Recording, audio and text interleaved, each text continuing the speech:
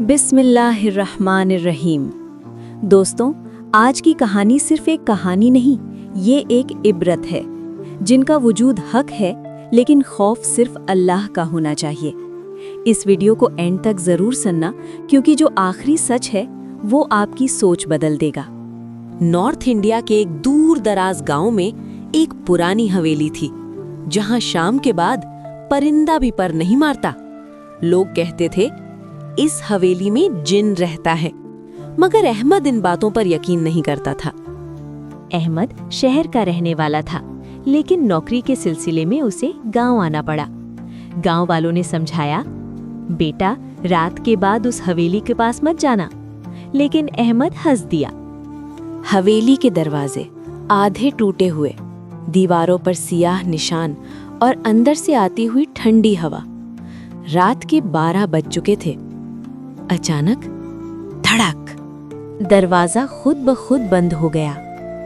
अहमद का मोबाइल बंद, टॉर्च की रोशनी झपकने लगी और फिर, इंसान तुम यहाँ क्यों आए हो?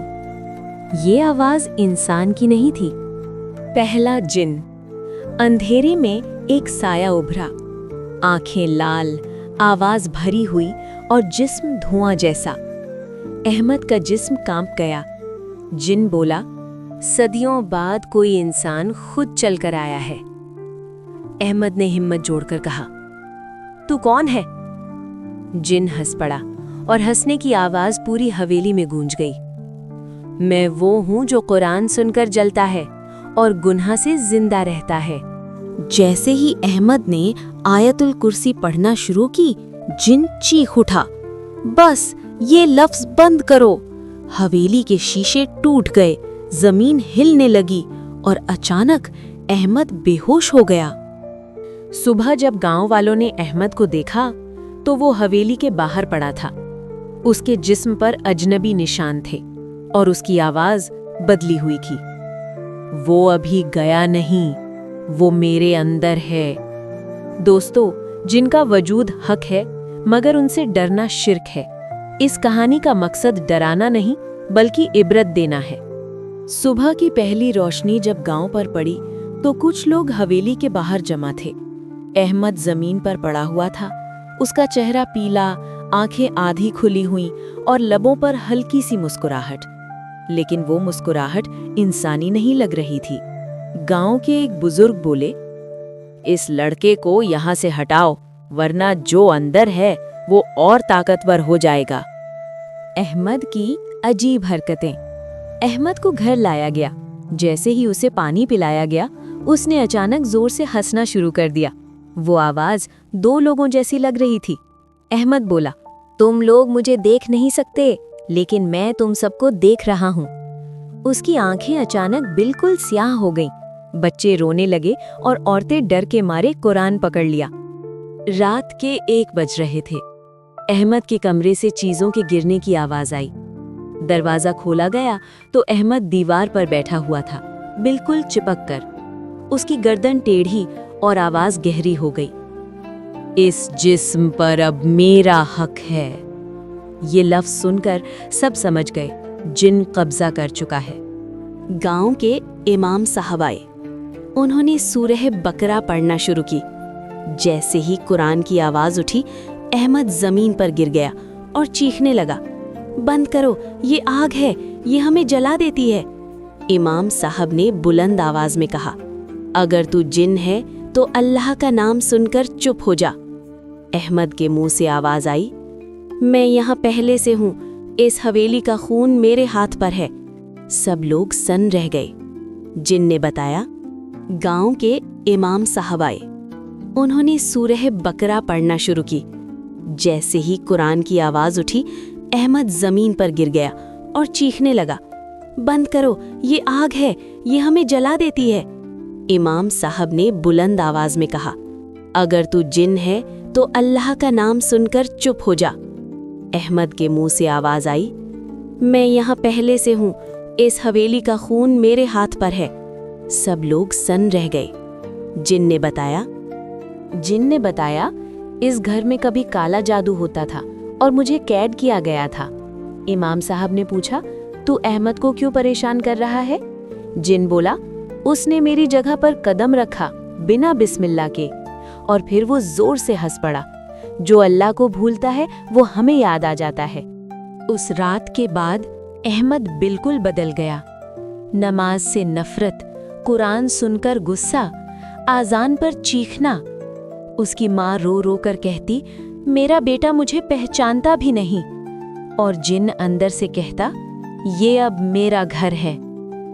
امام صاحب نے فیصلہ کیا کہ کل صبح ایک ایسے بزرگ کو بلایا جائے گا جنہوں نے زندگی جنوں سے لڑتے ہوئے گزاری ہے، اور دور کہیں سے آواز آئی، اگر وہ آیا تو خون بہے گا۔ دوستوں، جن صرف ڈر کا نام نہیں، یہ ایک امتحان ہوتے ہیں۔ صبح ہوتے ہی امام صاحب نے شہر پیغام بھیجا۔ ایک بزرگ کا نام لیا گیا، مولانا کریم الدین رحمت اللہ علیہ، جن کی زندگی کا مقصد صرف ایک تھا، قرآن کے ذریعے جنوں کو ہدایت یا عذاب ہو کرنا۔ گاؤں والے ڈر میں تھے لیکن امید بھی تھی۔ احمد کے کمرے سے آواز آئی، تم انہیں بلا رہے ہو لیکن تمہیں پتہ نہیں میں کون ہوں۔ مغرب کے بعد ایک سفید داڑھی والا بزرگ آئے۔ ان کے چہرے پر سکون اور آنکھوں میں نور تھا۔ انہوں نے گھر میں قدم رکھتے ہی کہا، یہاں نفرت ہے اور گناہ کی بو۔ جیسے ہی وہ احمد کے پاس آئے، احمد کی باڈی جھٹکے لینے لگی۔ تم مجھے پہچانتے ہو؟ جن نے کہا۔ بزرگ نے جواب دیا، میں نہیں، لیکن میرا رب تمہیں جانتا ہے۔ بزرگ نے قرآن کی آیت پڑھی اور حکم دیا، اللہ کے نام پر اپنی کہانی بتا۔ احمد کے منہ سے آواز نکلی، لیکن الفاظ بہت پرانے لگ رہے تھے۔ میرا نام زرقائیل ہے، میں ان جنوں میں سے ہوں جو ابلیس کے ساتھ نہ کھڑے ہوئے لیکن پھر بھی بھٹک گئے۔ وہ جن ایک وقت میں اللہ کی عبادت کرتا تھا، وہ بھی انسانوں کی طرح آزادی چاہتا تھا۔ زرقائیل نے کہا، انسان کالا جادو کرتا تھا، مجھے قید کیا گیا، قرآن کے الفاظ الٹ کر پڑھے گئے۔ اس حویلی میں سالوں پہلے کالا جادو ہوتا تھا، جنوں کو باندھا جاتا اور کام لیا جاتا۔ زرقائیل نے گناہ سیکھا اور پھر اسی گناہ کا غلام بن گیا۔ جس انسان نے مجھے قید کیا، میں اس کا خون نہیں پی سکا، اس لیے ہر اس انسان سے دشمنی پال لی جو بنا اللہ کا نام لیے چلتا ہے۔ اس کی آواز بھرا گئی، تم لوگ آزاد ہو پھر بھی گناہ کرتے ہو، اور ہم قید ہو کر بھی آزادی چاہتے ہیں۔ بزرگ نے سورہ رحمان پڑھی۔ جن چیخنے لگا، بس یہ الفاظ مجھے میرا جرم یاد دلاتے ہیں۔ بزرگ نے کہا، یہ قرآن نہیں جلاتا، یہ سچ جلاتا ہے۔ احمد کی آنکھوں سے آنسو بہہ رہے تھے۔ وہ بولنا چاہتا تھا لیکن جن روک رہا تھا۔ صرف اتنا کہہ سکا، مجھے معاف کر دو۔ زرقائیل نے آخری بات کہی، اگر تم مجھے نکالنے کی کوشش کرو گے تو میں اپنا اصل چہرہ دکھاؤں گا۔ اور کمرے کی بتی خود بخود بند ہو گئی۔ اندھیرے میں صرف ایک آواز گونج رہی تھی، کل فیصلہ ہوگا۔ دوستوں، جن اور کالا جادو کا رشتہ صدیوں پرانا ہے۔ بتی بجھ چکی تھی، کمرہ اندھیرے میں ڈوب گیا۔ مولانا کریم الدین نے بلند آواز میں کہا، اللہ کے نام سے کوئی اندھیرا قائم نہیں رہ سکتا۔ انہوں نے ٹارچ جلائی۔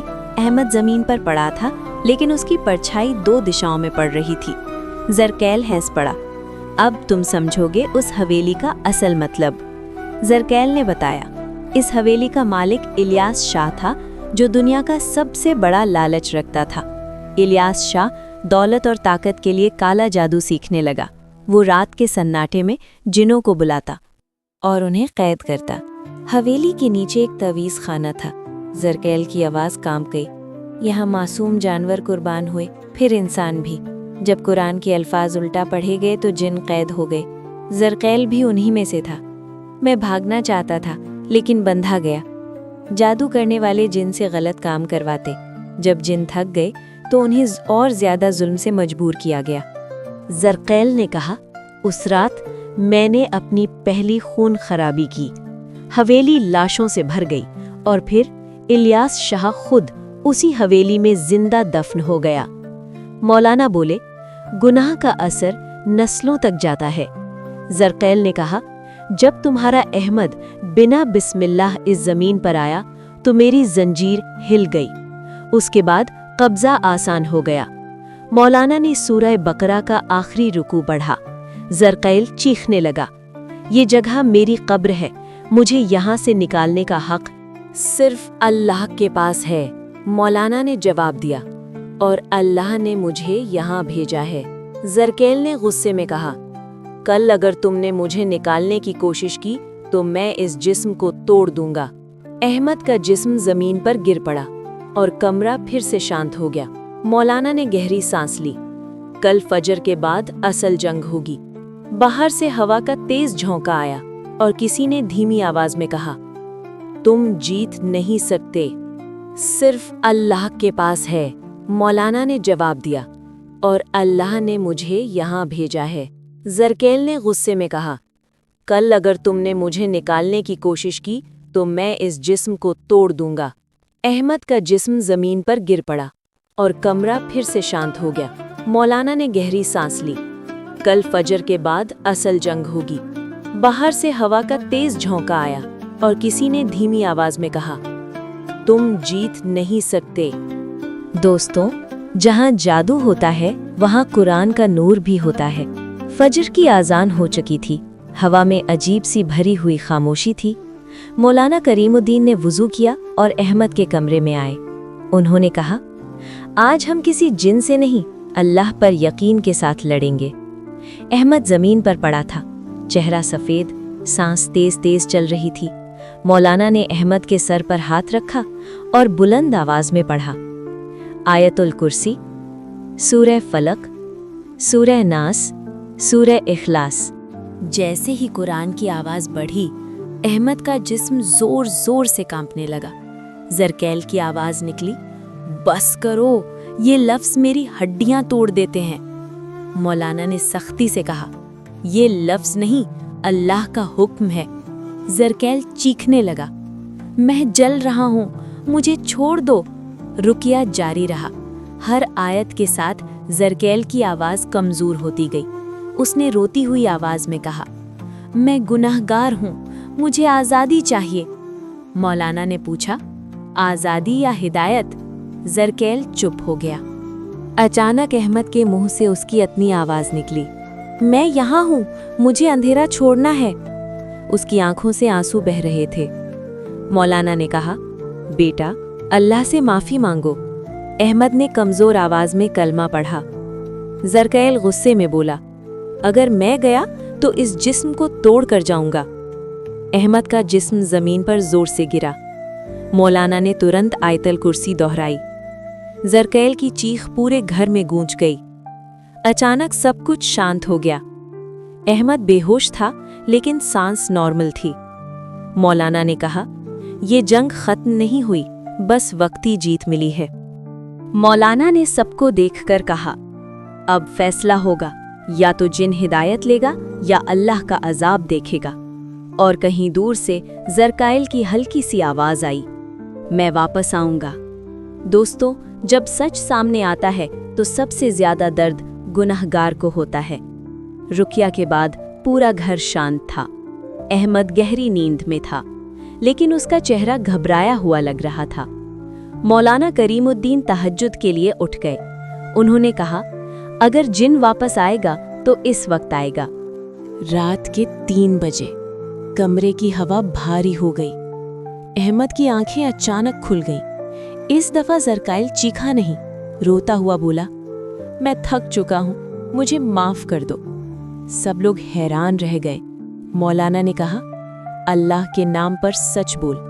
जरकैल ने कहा, मैं इबादत गुजार था, लेकिन मैंने घमंड किया। उसने बताया, वो इंसानों को कम समझने लगा, गुनाह को छोटा समझ लिया, काला जादू करने वालों का साथ दिया। एक गुनाह ने मुझे दूसरे गुनाह तक ले गया। जरकैल रो पड़ा। जब कुरान छोड़ दिया तो अंधेरा आ गया।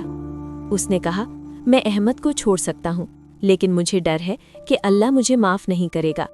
मौलाना ने सुकून से कहा, अल्लाह की रहमत गुनाह से बड़ी होती है। मौलाना ने पूछा, तू क्या चाहता है? जरकैल ने जवाब दिया, या तो हिदायत या हमेशा के लिए कैद। सब लोग सन्ना रह गए। अहमद होश में आया। उसने कमजोर आवाज में कहा, अगर अल्लाह ने मुझे माफ किया तो तुझे भी कर सकता है। उसके अल्फाज ज़रकाइल के लिए ज्यादा भारी थे। मौलाना ने कहा, कल तुम्हारा इम्तिहान होगा।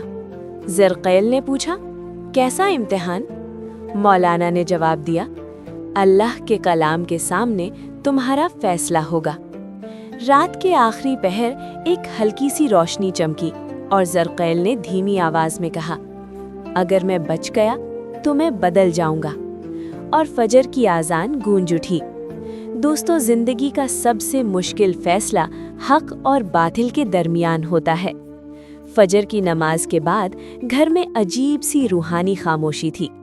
मौलाना करीमुद्दीन ने कुरान खोला और अहमद के पास बैठ गए। अहमद बिल्कुल होश में था, लेकिन कमजोर। उसने कहा, आज या तो मैं आज़ाद हो जाऊंगा या ये जिस्म टूट जाएगा। अचानक हवा तेज हो गई, पर्दे हिलने लगे।